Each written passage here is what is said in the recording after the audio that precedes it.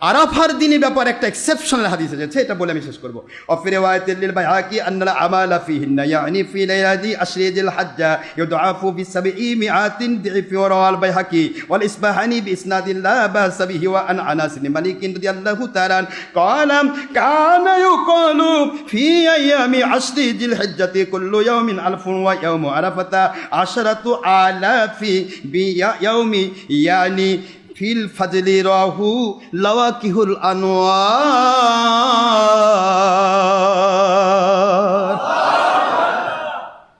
কথাগুলি বোঝার চেষ্টা করবেন, আমি কিন্তু অর্থ করে দিচ্ছি আপনাদেরকে, ছোট্ট করে বুঝবেন। বাইহাকি শরীফের সহিহ সনদে লা বাসাবি, এর মধ্যে কোনো সনদের গরমিল নাই, লিখেছেন তিনি যে সনদের গরমিল নাই।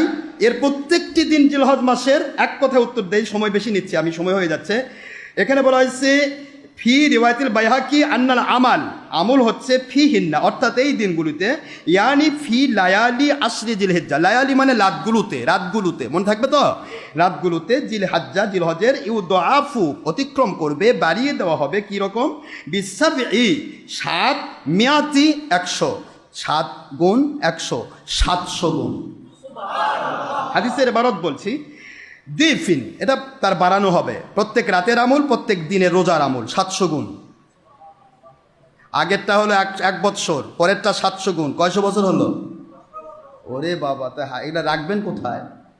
এখন তো অনেক হুজুর বলবে এত সব রাখবে কই, তাহলে আমার নবী বোধহয় ভুল কথা বলে গেছে। আস্তাগফিরুল্লাহ বলবেন না? কেউ যদি বলে এত সব রাখবে কই, তাকে বলবেন তোর জীবনে এত গুনাহ রাখবি কই?